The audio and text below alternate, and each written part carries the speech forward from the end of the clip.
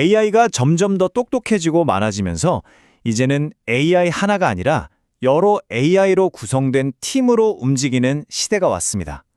근데 말이죠. 이 AI 팀 대체 어떻게 관리해야 할까요? 오늘 소개해드릴 스킬 로켓스트라는 바로 이 질문에 대한 아주 흥미로운 해답을 제시하는 프레임워크입니다. 요즘 복잡한 AI 시스템들 보면요. 더 이상 모델 하나로 끝나는 게 아니에요. 뭐랄까, 각자 전문 분야가 있는 선수들처럼 수많은 특화된 AI 에이전트들이 모여서 하나의 팀을 이루는 거죠. 그럼 이 팀이 최고의 성과를 내게 하려면 어떻게 해야 할까요? 어떻게 이 선수들을 잘 조율하고 작전을 짜야 할까요?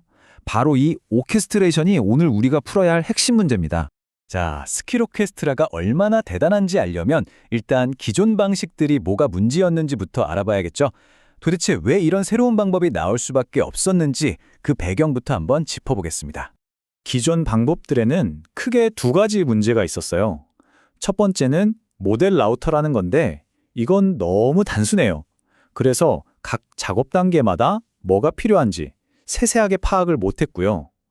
두 번째는 강화학습, 그러니까 RL 기반의 복잡한 방식인데 이건 또 학습시키는데 돈이랑 시간이 어마어마하게 들어요.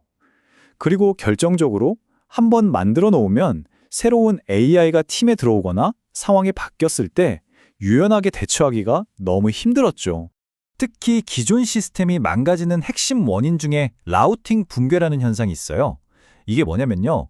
AI 관리자가 진짜 간단한 일을 시킬 때도 무조건 제일 비싸고 똑똑한 에이스 AI한테만 일을 몰아주는 거예요.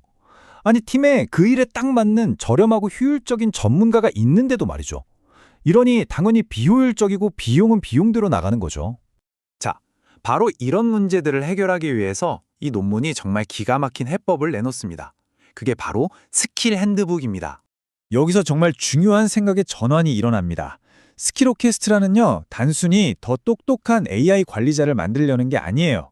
그 대신에 마치 스포츠팀 감독이 선수들한테 나눠주는 아주 빽빽하고 정교한 플레이북, 그러니까 작전 노트를 만드는 데 집중하는 겁니다. 이 스킬 핸드북이라는 플레이북은 크게 세 가지로 이루어져 있어요. 첫째, 세분화된 스킬. 둘째, 상세한 에이전트 프로필. 그리고 셋째, 모두 선택 통찰력. 자, 지금부터 이 세 가지가 대체 뭔지 하나씩 까보겠습니다. 스킬이라는 걸 정의하는 방식이 진짜 재밌어요. 그냥 뭐 코딩 잘함 이렇게 퉁치는 게 아니고요. 여기 보시는 것처럼 코딩이라는 큰 능력 안에 데이터 처리가 있고 그 안에 또 기호 논리가 있는 식으로 AI의 능력을 정말 잘게 쪼개서 정의를 하는 거죠. 그리고 시스템이 과거의 성공과 실패 경험을 통해서 스스로 통찰력을 배워요. 일종의 노하우 같은 거죠. 예를 들면 계산이 여러 단계 필요한 복잡한 문제네? 이럴 땐 인터넷 검색만 하는 것보다 직접 코드를 짜는 게 더 빠르고 정확하구나 같은 구체적인 지침을 스스로 만들어내는 거예요.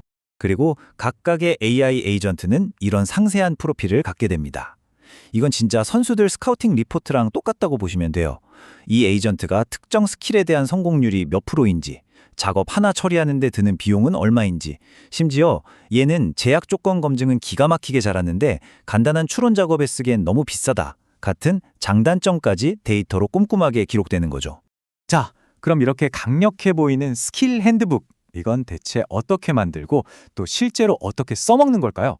그 과정도 한번 들여다보죠. 바로 이 그림이 스킬 오케스트라의 전체 과정을 한눈에 보여주는 조감도입니다. 보시면 크게 세 단계로 나뉘어 있죠. 왼쪽부터 스킬 핸드북 학습, 그 다음 핸드북 선택, 그리고 마지막 배포 단계입니다. 이 세 단계가 어떻게 맞물려 돌아가는지 한번 보세요. 방금 본 그림을 좀 더 쉽게 풀어보면 이렇습니다. 첫 번째, 학습 단계. 여기서는 수많은 작업 기록을 쫙 분석해서 어떤 스킬이 필요한지 알아내고 AI들의 프로필을 만듭니다. 두 번째는 선택 단계. 여러 버전의 핸드북 중에서 지금 상황이랑 관리자 AI의 능력에 딱 맞는 최적의 버전을 골라내는 거죠. 그리고 마지막 배포 단계. 이때 관리자 AI가 이 핸드북을 딱 펼쳐들고 오케이, 지금은 이 일을 해야겠군. 이 일은 누구한테 맡기는 게 최고지? 이걸 매 순간 결정하게 되는 겁니다.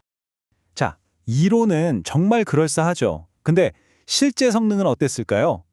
이제 가장 중요한 시간입니다. 데이터로, 실험 결과로 이 시스템이 진짜 쓸모 있는지 증명해 보겠습니다. 여기서 우리 모두가 똑같이 궁금해할 질문을 던져봐야죠. 이론은 좋은데 그래서 이 플레이북 방식이 진짜로 기존 방법들보다 더 좋냐는 거죠. 과연 그럴까요? 데이터가 답을 해줄 겁니다. 자, 결과를 한번 보시죠. 이 그래프에서 가로축은 비용, 세로축은 정확도입니다. 그러니까 제일 좋은 건 왼쪽 위에 있는 거죠. 돈은 적게 들고 정확도는 높은 거요. 저게 파란색 별 보이시죠? 저게 바로 스킬 오케스트라입니다. 10개나 되는 다양한 테스트에서 경쟁자들을 그냥 압도하면서 가장 이상적인 지점, 바로 저 파레토 최적 경기에 딱 자리 잡고 있는 걸 볼 수 있습니다. 한마디로 성능과 효율, 두 마리 토끼를 다 잡았다는 얘기죠. 성능만 놓고 봐도 가장 강력한 경쟁자보다 정확도가 최대 22.5%나 더 높게 나왔습니다. 이건 뭐 그냥 조금 나아진 수준이 아니라 압도적인 성능 차이라고 봐야죠. 그리고 이게 진짜 엄청납니다. 라우터 i1 같은 기존의 강화학습 방식이랑 비교했을 때 핸드북을 만드는 데 드는 비용이요. 무려 700분의 1로 줄었어요. 700배나 더 효율적으로 학습한다는 겁니다. 이게 바로 스킬 핸드북 방식이 얼마나 강력한지를 보여주는 숫자죠. 자, 이제 거의 다 왔습니다. 마무리하면서 이 연구가 AI 분야 전체에 어떤 의미가 있는지 그 큰 그림을 한번 살펴보겠습니다. 논문에 나오는 이 한 문장이 사실 모든 걸 요약해 줍니다. AI 팀 관리는 단순히 AI의 내부 설정값, 그러니까 파라미터를 미세 조정하는 문제가 아니라는 거예요. 그게 아니라 팀 전체가 새로운 스킬을 배우고 누가 어떤 스킬을 잘하는지 파악하는 스킬 습득의 문제로 봐야 한다는 거죠. 관점 자체를 완전히 바꾼 겁니다. 그럼 이게 왜 그렇게 중요할까요? 이건 그냥 성능 조금 몰렸다 이런 차원의 얘기가 아닙니다.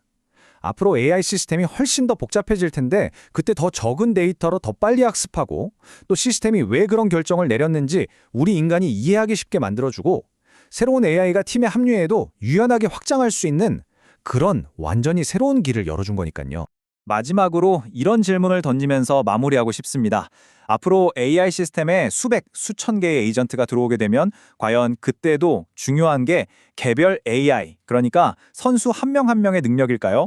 아니면 그 선수들의 능력을 꿰뚫어보고 최적의 조합을 이끌어내는 이 정교한 핸드북이 더 중요해질까요? 어쩌면 미래 AI 전쟁의 승패는 개별 선수가 아니라 최고의 작전 노트를 가진 감독의 손에 달려있는 건지도 모르겠습니다.